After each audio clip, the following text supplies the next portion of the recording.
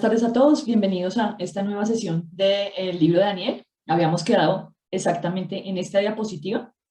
Eh, Iniciamos el capítulo 7, vimos un pedacito, pero yo aquí, pues antes de empezar como tal la sesión, quisiera hacer un comentario que me parece importante y relevante que en la clase pasada no hicimos, y es con respecto a las interpretaciones que tiene el libro de Daniel.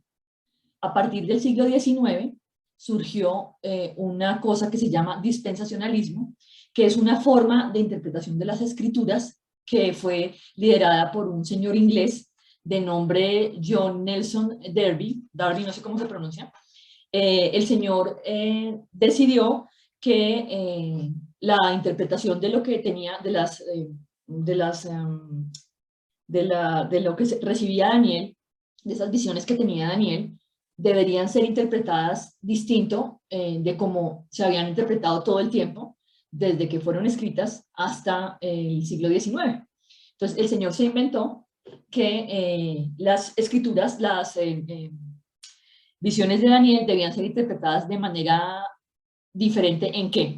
En que Israel ya no era Israel, el pueblo de Israel como pueblo, ¿sí? Del que podemos hacer parte de nosotros cuando entramos a ser parte de ese pueblo porque decidimos creer en Dios y porque tenemos fe y lo que sea, sino que simplemente era la nación de Israel. Entonces, el dispensacionalismo lo que hace es ver a la nación de Israel como una parte de las que tiene una parte de eso que está viendo Daniel, tiene una parte. Y la otra parte ya es la iglesia, que la iglesia sería el cuerpo de Cristo.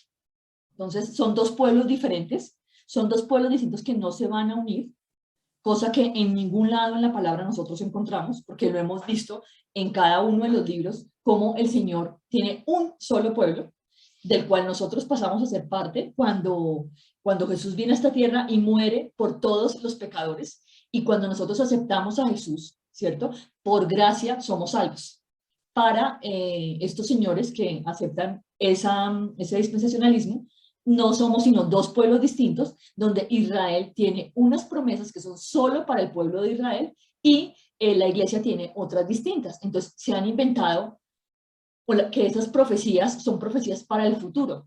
Lo que vamos a ver aquí es que las profecías que puso Daniel, las profecías que deja Daniel consignadas en su libro, son profecías que ya se cumplieron. Él habla del futuro, él habla de la venida de Cristo, pero esas profecías hacen referencia a la destrucción del templo de Israel, que se dio en el año 70 por parte de Roma, hace referencia a cómo iban a venir a hacer cosas que no debían en ese templo de Israel, y lo vamos a ver ahorita, en ese templo de Jerusalén, y resulta que ese dispensacionalismo cambió esa forma de ver las escrituras de Daniel, y lo que hizo fue modificarlas porque a un hombre se le ocurrió que eso era así. Si empezamos a validar lo que dicen ellos versus lo que dicen las escrituras, nos encontramos que eso no es verdad, porque queda muy claro en toda la palabra que hay un solo pueblo de Dios. No dice que hay un pueblo de Dios que se llama Israel y otro pueblo que se llama la iglesia. Eso no lo dice en ninguna parte de ninguno de los libros de la Biblia. Entonces, esta interpretación ha dado para cosas de futuro, para hacer películas que han basado, pues, una parte en el libro de Daniel, también en Apocalipsis, cosas que ellos han pensado que van a pasar y que las han llevado al cine, y a la gente se le queda eso. ¿Por qué? Porque la gente decide no leer la Biblia, sino creer lo que los otros dicen.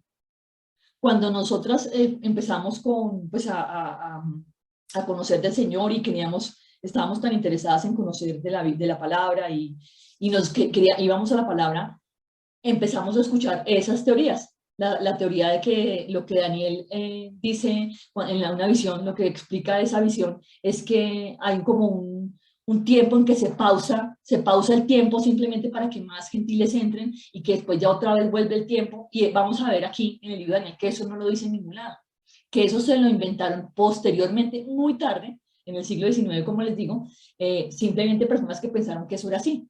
Y mucha gente se ha comido ese cuento y ha seguido llevando eso, y hay pastores, que uno dice, pastores muy buenos, que se han dejado engañar. ¿Por qué? Porque no van a escudriñar las escrituras y a validar que eso que dice sea verdad. Entonces, cuando uno los escucha, podría llegar a creerles porque Simplemente ellos se van y cogen versículos y los tuercen de tal manera que uno dice, ah, sí podría ser, pero no están cogiendo de verdad lo que dice la palabra y están haciendo caso omiso a que solamente hay un pueblo que es Israel y no es Israel como nación, ¿sí? No tiene nada que ver con el sionismo, no tiene nada que ver con que Israel sea bendito, Israel la nación, porque eso no es así, sino que Israel, el pueblo, del pueblo de Dios, del que todos hacemos parte, los que creemos en Jesucristo y que decidimos entregarle nuestra vida. Entonces quería hacer como esa pausa para que, pues chévere, que tengan la oportunidad de entrar a revisar qué es eso del dispensacionalismo y que puedan pues llegar a conclusiones cada uno. Yo les cuento esto porque como les digo, cuando yo inicié en la lectura de la palabra, el pastor que yo escuchaba, él hablaba mucho de eso, de los tiempos finales, y vemos mucho en redes que el tiempo está cerca, que nadie sabe si el tiempo está cerca o el tiempo no está cerca, nadie sabe cuándo va a ser, y el mismo Señor dice que nosotros no nos preocupemos por eso, que eso no debe ser nuestra preocupación debe ser que tenemos que llegarle a la gente, que llevemos su palabra, que llevemos su evangelio y que hagamos las cosas con amor como Él quiere. No que nos estemos preocupando si es que mañana se va a acabar el mundo, si es que mañana viene Jesús, no, nada de eso. Eso no es lo que el Señor quiere. Entonces, la solicitud que hacemos es, pues más bien preparémonos leyendo la palabra, no nos dejemos confundir por todas las cosas que hay en el mundo y que se han ido eh, como llenando, que han ido como llenando a los demás y que se han vuelto la moda. Entonces es la moda hablar de que viene el día final, de que ya se acerca. En muchas iglesias han estafado gente porque hay pastores que le han pedido a la gente que venda todo, que les entregue el dinero y después lo roban. Eso pasó hace poquito aquí en Barranquilla. Un señor que decía que era un profeta, dejó a toda su congregación metida en una iglesia y el señor se robó toda la plata porque ellos decían que ya venían, o sea, que estaban en el último día. Entonces, de ese tipo de cosas, a nosotros como creyentes nos queda muy mal estar reproduciendo cosas que no son y diciendo cosas que son falsas. Debemos estar seguros de que cuando hablamos de la palabra, de verdad esa palabra sea la palabra que dice la Biblia y que no la estemos tergiversando. Entonces, ahí les queda la tareita. Bueno, vamos a continuar. Esta diapositiva ya la vimos. Vemos cómo para Daniel es muy claro en la visión que tiene, que viene ese Jesucristo a salvarnos. Obviamente él no lo ve como Jesucristo, pero que después de los santos del Altísimo van a recibir ese reino, que es el reino de Jesús, y será eterno y para siempre. O sea, se va a acabar la muerte. Eso también está conectado con el Apocalipsis. Eso también dice en Juan 19:30, que lo leímos, que cuando Jesús tomó el vinagre, dijo consumado es, y cuando inclinó la cabeza, entregó su espíritu. Y también está en Primera de Corintios, que bueno, toda esta diapositiva ya la habíamos visto, simplemente quería hacer un repaso.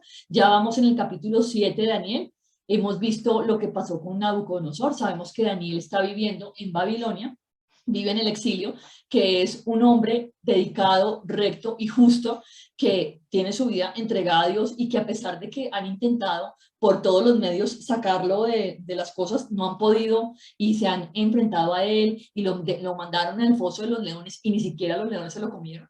Entonces es un hombre como deberíamos ser nosotros, íntegros de pies a cabeza.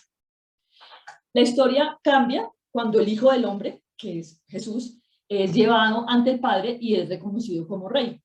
Cuando Jesús muere en esa cruz, o sea, eso es lo que nos está diciendo todo ese capítulo 7, es que cuando Jesús muere en esa cruz y es sentado a la derecha del Padre, nosotros recibimos esa salvación, porque Jesús vino a esta tierra para hacer ese sacrificio expiatorio por todos los pecados del mundo.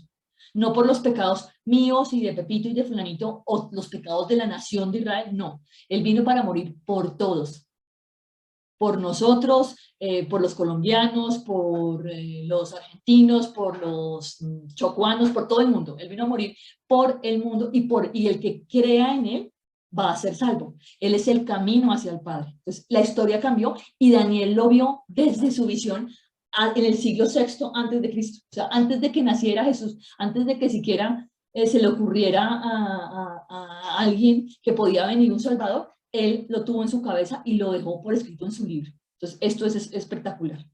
Dios sujetó a los enemigos del Mesías bajo sus pies en la resurrección, en la época de la cuarta bestia. Acordémonos que la cuarta bestia es Roma. Y en la época de la cuarta bestia, cuando lo vio Nabucodonosor en su sueño, y como lo vio también Daniel en su sueño, en esa época es cuando el Mesías sujetó, cuando Dios sujetó a todos los enemigos del Mesías bajo sus pies. O sea, la resurrección es la gloria de Dios y le da la gloria a ese Jesús que vino a salvarnos. Entonces ya nosotros somos salvos, creímos en Jesús, sabemos que Jesús vino, hizo ese sacrificio y nos salvó. Y eso es precioso, porque no tenemos que tener dudas, no tenemos que tener miedo. Nosotros somos salvos al creer que Jesús es Jesús, que es nuestro Dios, que está con nosotros, que nos cuida y que hizo ese sacrificio hermoso que nos permitió ese camino al Padre. Por eso tenemos que orar con tranquilidad sabiendo que nos escucha. Por eso podemos pedirle al Padre lo que queremos por el nombre de Jesús. Dice que el reino llegó con su venida y vivimos una época intermedia hasta con su consumación. Eso está en Mateo 13, 24 y 52. Los últimos tiempos están marcados desde que viene Jesús a esta tierra. O sea, los últimos tiempos, cuando Jesús resucita, inicia el conteo de los últimos tiempos. Entonces, los últimos tiempos no son ahora, los últimos tiempos son desde hace mucho tiempo. El Señor nos ha dado la posibilidad de expandir su evangelio, de hablar de su palabra, de ser testimonio, de ser nosotros de verdad quienes les muestren a los demás, a los que no conocen, a los que tienen los ojos vendados, quitarles esa venda y mostrarles que es Dios el que nos está dando la oportunidad de convertirlos para ser salvos y para tener la vida eterna. El que no crea, pues cuando venga el Señor, que no sabemos cuándo va a ser, que no tenemos ni la menor idea, ni es importante que nos pongamos a hacer cuentas porque no nos van a funcionar, porque el único que lo sabe es el Padre. Entonces, nosotros no nos tenemos que preocupar, sino por hacer las cosas bien y que ese propósito divino que el Señor ha puesto en nuestras vidas, lo hagamos una realidad. Y pedirle a Él que nos dé discernimiento para poder entender todo lo que Él quiere que hagamos. Dice, vamos a ver, entramos ahorita al capítulo 8, cuando Daniel tuvo otra visión. En ese tiempo reinaba ya Belsasar. Él vio un carnero que tenía dos cuernos desiguales. El mayor se hizo más grande y embistió para todo lado, que es el imperio medo-persa, como hemos visto. Lo asemejan siempre con algo que está como que tiene una parte más alta, una parte más larga que otra, una parte más ancha que otra, porque el imperio medo-persa no era eran más importantes los persas que los medos, entonces por eso siempre lo vamos a ver como que es distinto y que tiene una parte extraña, como el oso que camina de un lado, así se ve acá. Contra ese carnero se alzó un macho cabrío que era de origen occidental. Se expandió con mucha velocidad ese macho. Un rey controlaba a esa potencia, el cuerno entre los ojos. Ese rey se llamaba Alejandro Magno, que Alejandro Magno, acordémonos que era griego, y cuando murió, como lo habíamos visto antes, surgieron 4 potencias. Entonces, el imperio de Alejandro Magno acabó dividido entre Casandro, que tenía la parte de Macedonia, Lisímaco, que estaba en Tracia y Asia Menor, Seleuco, que estaba en Siria, y Ptolomeo, que estaba en Egipto. De uno de esos 4 reinos surgiría un cuerno pequeño que se extendió hacia el sur oriente y la tierra gloriosa, que es el territorio de Israel. Entonces, todo eso que está mostrando Daniel no tiene nada que ver con el futuro, sino está mostrando exactamente lo que iba a pasar. Pues obviamente sí tiene que ver con el futuro porque Daniel no visualizó, o sea, Daniel visualizó esto, pero no lo vivió. Esto pasó mucho tiempo después de Daniel, pero esto no lo está viendo él de un futuro que va a ser Rusia, que va a ser, no, son esas naciones claras también que vio Nabucodonosor, son esas mismas naciones que en esa visión se le muestra a Daniel que eso va a suceder y eso ya sucedió. Daniel estaba viendo a Antíoco IV Epífanes, que iba a ofender a Dios y iba a suspender el sacrificio y profanaría el templo de Jerusalén. Entonces, ¿cómo profanaba ese templo Antíoco V Epifanes? Porque ellos no tenían ningún problema en le ofrecían a sus dioses, le ofrecían cerdos, y eso fue lo que hizo Antíoco en el templo de Jerusalén. Entonces, aquí se ve que esto no es una cosa del futuro, no hay una pausa que es para la iglesia y para, no sé, todo es una falacia que se inventaron con el dispensacionalismo. la respuesta fue clara, 2300 días, esto lo estoy sacando del libro, lo estoy citando tal cual del libro de Daniel, hablaba de que 2300 días, los días son tarde y mañana, que es el término para hablar de un día, y la cifra correcta, porque fue el tiempo que duraron del 171 al 165 antes de Cristo, esas acciones que hizo Antíoco IV en ese templo de Jerusalén. O sea, lo que dijo Daniel en su profecía, en eso que vio, en esa visión que vio, sucedió y ocurrió con Antíoco IV, que hizo la abominación desoladora. Daniel, entonces, lo que vemos aquí es que no nos está mostrando unas cosas que van a suceder en el futuro, pero aquí voy a también hacer un paréntesis, y es que la historia de los hombres generalmente tiene ciclos, y nosotros volvemos sobre cosas que ya se han hecho en el pasado y que han estado mal, y volvemos otra vez a hacerlas nosotros mal. Israel estuvo 40 años en el desierto porque no le creía a Dios, y todavía nosotros, el Señor nos ha mostrado, nos ha dado pruebas maravillosas de que está con nosotros, y nosotros seguimos cayendo en querer volver a ese Egipto, en querer volver a estar en ese desierto. Entonces, la historia se repite, es como si no aprendiéramos las lecciones, y tenemos que aprender que eso que nos está contando Daniel sí es para nuestro futuro, es para ver qué vamos a hacer, cómo vamos a hacer que esto no vuelva a ocurrir, cómo vamos a hacer que no vengan a ofender a nuestro Dios o a hacer cosas que no son, cómo nosotros vamos a mantenernos firmes ante esos ataques que hace el enemigo, y que en general busca acabar con el pueblo de Dios, no con la nación de Israel, sino con Israel, que somos nosotros. Porque es importante que sepamos esto, porque si nosotros estamos claros en que eso que Daniel dijo no es una radiografía del futuro, sino que sabemos que eso ya ocurrió y que puede volver a ocurrir si nosotros permitimos y no nos paramos firmes en nuestras convicciones y no nos paramos firmes en la palabra, y nuestro sustento no es Jesús, va a volver a suceder. Entonces hay que pedirle mucho al Señor, nosotros tenemos la tarea de orar y pedirle a Dios que nos ayude para que esas cosas que pasaron no vuelvan a pasar, porque cuando el Señor venga, viene a juzgar y a llevarse a los buenos, y los malos se van a quedar, y no se van a quedar para pasarla rico. Esa vida eterna va a ser terrible. Entonces, esos cuernos pequeños siempre van a perseguir al pueblo de Dios. Siempre vamos a estar nosotros rodeados de personas que nos van a criticar, que van a tratar de burlarse, pues que van a hacer mil cosas para tratar de pasar por encima de nosotros.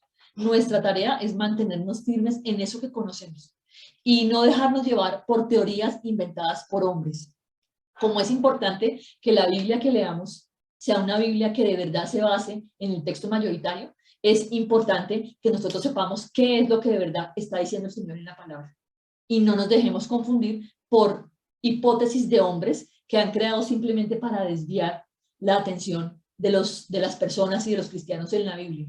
Nuestro libro de cabecera, nuestro manual de vida tiene que ser la Biblia. Ahora vamos a ver la profecía de las 70 semanas, que es la que genera más dudas en las personas, y la que hace que hablen acerca de ese tiempo especial para la iglesia y acerca de esa nación de Israel, y por la cual inicia el tema del dispensacionalismo. Entonces, Daniel se percató de que esos 70 años de desolación que habían sido profetizados por Jeremías, está en Jeremías 25:11 y Jeremías 29:10, están a punto de concluir. Entonces, como Daniel conocía la palabra, Daniel empieza a revisar y se da cuenta que eso que Jeremías había profetizado ya estaba muy cerquita de cumplirse. Entonces, él se empieza como a inquietar por eso, y se preguntaría, o sea, eso no lo dice así de claro, pero se preguntaría, ¿será que el pueblo judío sí aprendió la lección? ¿Será que no se pueden volver a repetir todo lo que ya pasó? O sea, vamos a poder mantenernos firmes, creemos en Dios, no seguimos ídolos, no hacemos pacto con naciones que no deberíamos hacerlo de acuerdo a lo que nos mandó el Señor. Entonces, Daniel hace una larga oración donde deja claro que Judá ha violado ese pacto que tiene con Dios. O sea, Daniel sabe lo que viene porque igual ya Jeremías lo había profetizado, pero Daniel está buscando el favor del Señor para que su pueblo pues no sea devastado. Entonces recibe la visita de Gabriel, y Gabriel le habla de una profecía que se va a cumplir en 70 semanas. Esta profecía de las 70 semanas, ustedes van a ver que la han tergiversado de tal manera y han hecho hasta películas con eso, y mucha gente en las redes, como yo les decía, se mueve con el tema de que el día está cerca, el Señor ya viene, eso no lo podemos saber. Y ahorita vamos a ver el por qué y por qué se cumplió ya y por qué pues el temor, sí lo tenemos que tener, ese temor de Dios, de hacer las cosas correctamente, pero no porque se va a cumplir esto que dice acá, de esa manera que ya se cumplió en Israel en su momento. Entonces, en las primeras 69 semanas se iba a producir una orden, iba a salir una orden para reconstruir el templo y la ciudad de Jerusalén.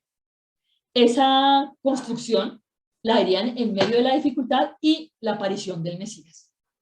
Entonces aquí tenemos, en el libro de Esdras, capítulo 7, del 1 al 28, hay un edicto que pueden leer ustedes, donde habla el rey Artajerjes de que da la instrucción de que se reconstruya Jerusalén y el templo. Ya vimos nosotros el libro de Esdras. Esdras y los judíos llegaron a Jerusalén el quinto mes del séptimo año, que es el año 457 antes de Cristo.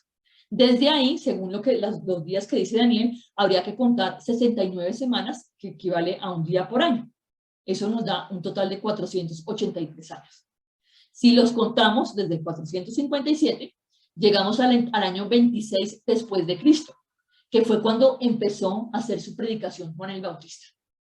Eso lo sabemos porque está en Lucas 3, 1 al 13. Ese mismo año, cuando Juan el Bautista empezó a hacer su predicación, llega el Mesías, ya sale el Mesías, ya sale Jesús a la luz y empiezan a reconocerlo todos. En la semana 70, o sea, 3.5 años después de su aparición, el Mesías va a ser asesinado. Eso está en el capítulo 9, versículo 26. Dice Daniel también que después vendría un príncipe que destruiría Jerusalén y el santuario. Eso sucedió en el año 70, cuando las legiones romanas, bajo el mando de Tito, entraron en la ciudad y arrasaron el santuario. Y lo arrasaron tal cual como dijo Jesús. Resulta que Jesús dice que no dejarán piedra sobre piedra. Eso lo vamos a ver Eso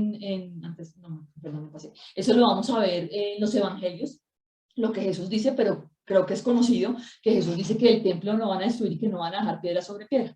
Cuando los romanos llegan a invadir a Jerusalén, a un arquero se le va una flecha y la flecha empieza a incendiar las cortinas del templo. Resulta que como estaba el templo lleno de oro, el oro se empieza a derretir y el oro empieza a caer entre las piedras, o sea, se derrite en el piso. ¿Qué hacen los romanos? Sacan las piedras para sacar el oro, o sea, no dejaron piedra sobre piedra como Jesús lo profetizó, pues lo dijo y lo profetizó. Y como lo está diciendo Daniel. Después habla de los 3 reyes de Persia, que fueron, está en el capítulo 11, versículo 2, que fueron Ciro, Cambises y Darío. El cuarto Jerjes haría la guerra a Grecia. Esto que les estoy diciendo es historia. Esto que les estoy diciendo no es una proyección a futuro que hizo Daniel ni una profecía del futuro. Esto fue historia que se cumplió y que podemos ver en los libros de historia, que podemos consultar en internet, en Wikipedia, para saber que todo esto sucedió. Entonces, esas 70 semanas que profetizó Daniel se cumplieron cuando llegaron los romanos y acabaron con ese templo, cuando fue muerto Jesús, que viene a continuación. Entonces, Alejandro ganó la guerra, como yo les dije, después de que él muere, su reino fue dividido en 4, él no tuvo hijos, y Ptolomeo Lago se estableció en Egipto. Seleuco Nicator llegó a ser más poderoso que él. Al que no le guste la historia, esto le va a parecer harto, pero es la posibilidad que tenemos de comprobar que todo eso que Daniel vio es historia, que no era historia para Daniel porque no había ocurrido, iba a ocurrir, pero que para nosotros sí es historia. Él habla de que hicieron un pacto, entonces ahí está que la hija del rey del sur, que se llamaba Berenice, se casó con él, pero se divorciaron y no conservó su fuerza la hija del rey del sur. O sea, aquí lo está dividido por versículos y vamos viendo cómo se cumple en la historia eso que decía Daniel en cada uno de los versículos de su profecía. Fue vengada, eso está en el versículo 7, fue vengada por Ptolomeo III Evergetes, que emprendió una ofensiva contra Seleuco II Calínico, que está en el versículo 7 y versículo 8. Esto sé que puede llegar a ser como pesado, pero es para que sepamos que sí se cumplió y que todo lo que decía Daniel se cumplió de tal manera que podemos encontrarlo en este momento en la historia y saber que no hacía una profecía de algo que no se hubiera cumplido ya, y que esto más bien es un campanazo de alerta para que nosotros cambiemos y para que nosotros sepamos que el Señor tiene la historia en sus manos y que todo lo que Él dice por intermedio de sus profetas se hace, se cumple. Nada deja de cumplirse. Entonces aquí lo quisimos poner versículo por versículo para que fuéramos viendo cómo históricamente sí se cumplió. En el capítulo 11, en el versículo 20, habla de lo que sucedió tras esa derrota de Antíoco III a manos de Roma. O sea, si nosotros vamos a ver, sería pues, leer versículo por versículo y revisar con la historia cuándo ocurrió, quién era el protagonista, cómo se llamaba, porque pues cuando Daniel lo menciona en el libro, no lo menciona de esa manera. Hasta aquí, espero que vayamos bien. Dice en el versículo 21 que llegaría entonces al poder un hombre despreciable. Ese hombre despreciable se llamaba Antíoco IV, que invadió Judá y destituyó al príncipe del pacto, o sea, el sumo sacerdote Onías III. Eso está en los versículos 25 y 26. Su siguiente objetivo fue el rey del sur, que era Ptolomeo VI, al que derrotó en Pelusio. Aquí es muy importante, hay muchos nombres, hay muchos eventos. Daniel hace referencia a cosas que tal vez suenan como difíciles de entender, pero cuando uno conoce, cuando uno revisa con la historia y se da cuenta que todo eso sucedió, uno dice, Dios mío, todo estaba, o sea, todo lo tenías tú, se lo habías dado a Daniel para que el pueblo de Israel estuviera alerta y no fuera a caer en cosas, no siguiera con la idolatría y fueran perdonados, pero eso no sucedió. Los judíos fieles a las escrituras, al pacto con Dios, él se ensañó contra ellos, él decidió que iba a acabar con todos, acabó con el templo de Jerusalén nuevamente, con el sacrificio perpetuo, lo profanó, colocó una imagen de Júpiter, que también es la abominación de la desolación, esa abominación desoladora de la que habla la palabra, que ahora dicen que es ese anticristo que va a venir y que se va a reconstruir el templo de Jerusalén. Eso lo dice el dispensacionalismo. Se va a reconstruir el templo de Jerusalén, va a venir el anticristo. Ese anticristo va a poner en el templo de Jerusalén, un marrano lo va a utilizar, a poner allá, a colocar y ofrecérselo a su Dios, y se va a querer sentar en el trono de Dios. O sea, eso que se han inventado, eso no es verdad. Está hablando de algo que ya sucedió. Cuando ellos entran al templo de Jerusalén y lo profanan, porque están colocando esa imagen de un Dios, pues están simplemente haciendo la abominación de la desolación a la que hacía referencia Daniel en el versículo 31.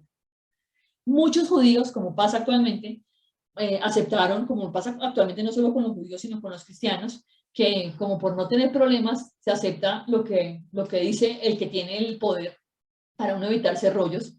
Algunos aceptaron eso, pero también otros dijeron, no lo vamos a aceptar. Sabemos que este señor no está haciendo lo correcto, conocemos las escrituras, sabemos que esto que está pasando es una cosa que ya había dicho el Señor que iba a pasar, y simplemente no lo aceptamos. Entonces, ¿qué pasa con ese hombre despreciable? Pues que va a perseguir al pueblo, ¿cierto? Al pueblo verdadero, al Israel verdadero, al único pueblo de Dios, lo va a perseguir, a tratar de matarlos a todos.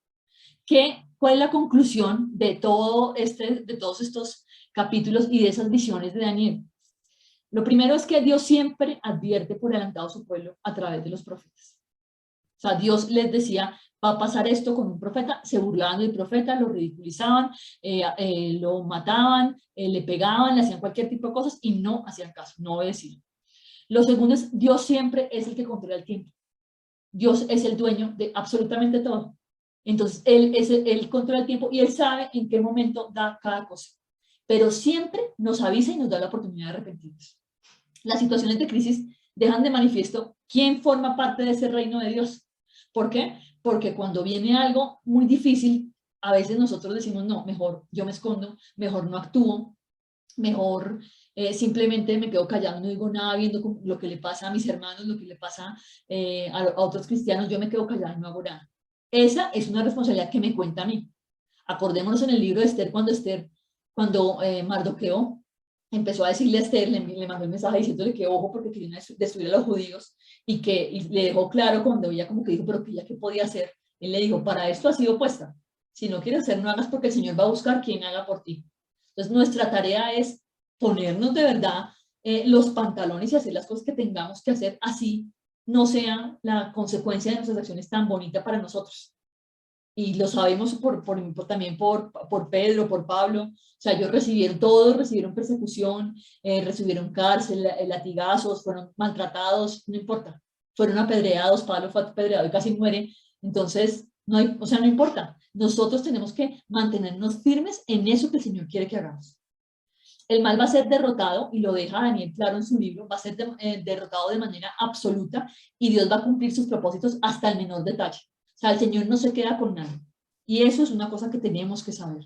Y por eso tenemos que dejar de estar confiando en la imaginación de los hombres, en lo que ellos traducen de cada una de las cosas que han leído, en cómo ellos pueden llegar a interpretar la palabra, y más bien fijarnos en lo que dice en realidad esa palabra, lo que pasó y se cumplió, o sea, cómo fue el cumplimiento y cómo podríamos nosotros hacer para que en estos tiempos no pase lo que les pasó a ellos.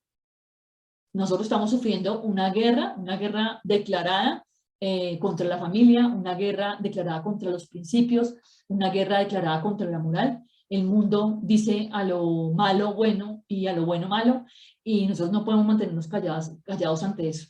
Nosotros tenemos que pararnos firmes y saber que tenemos el respaldo de Dios, que Dios no nos desampara, que Dios nos ayuda, y que si nosotros no hacemos la tarea, alguien más la va a hacer. Pero eso nos cuenta en contra a nosotros. Dice en el capítulo 12, versículos 2 y 3. Y muchos de los que duermen en el polvo de la tierra serán despertados, unos para vida eterna y otros para vergüenza y confusión perpetua. Los entendidos resplandecerán como el resplandor del firmamento, y los que enseñan la justicia a la multitud como las estrellas a perpetua eternidad. Esto es una profecía que nos deja Daniel, que nos permite ver que cuando el Señor vuelva, el Señor, vamos a recibir vida eterna los que hemos decidido confiar en Él, los que lo tenemos como nuestro Señor, como nuestro Salvador, los que confiamos en Él, los que tenemos esa fe que tiene que ser una fe ciega, y que sabemos que todas las cosas obran para bien a los que aman a Dios. Esos vamos a recibir nuestra recompensa, pero los demás van a recibir confusión perpetua. O sea, para siempre van a estar confundidos. Qué pesar. Es la hora en que nosotros debemos actuar y debemos enseñar, porque aquí dice que debemos enseñar. ¿Cómo enseñamos nosotros? No solo con palabras, porque es que las palabras no son nada. Yo puedo venir acá y hablar 5 horas y eso no es nada. Yo enseño con mis actos, yo enseño con cómo le muestro a los demás a través de mi vida, mi testimonio. Eso no quiere decir que seamos perfectos, porque siempre nos vamos a equivocar. Lo importante es reconocer delante del Señor cuando nos equivocamos y cambiar lo que estamos haciendo mal.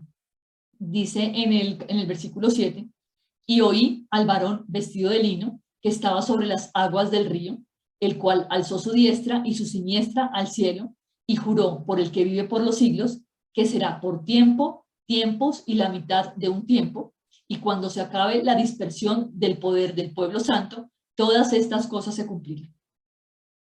Entonces, nosotros tenemos la revelación que le fue dada a Daniel, que le fue dada para ver lo que iba a pasar con Grecia, lo que iba a pasar con Medo-Persia, con Roma. Le mostró a Daniel, o sea, amaba tanto el Señor a Daniel, que le mostró todo eso, a pesar de que para Daniel eso le generaba una carga, porque él sufría por el pueblo, él sufría por el pueblo de Dios, él sufría por Israel, porque sabía que a pesar de todas las cosas que habían pasado, a pesar de todos los profetas que lo habían antecedido, seguía sin creer, seguían obrando de la manera incorrecta.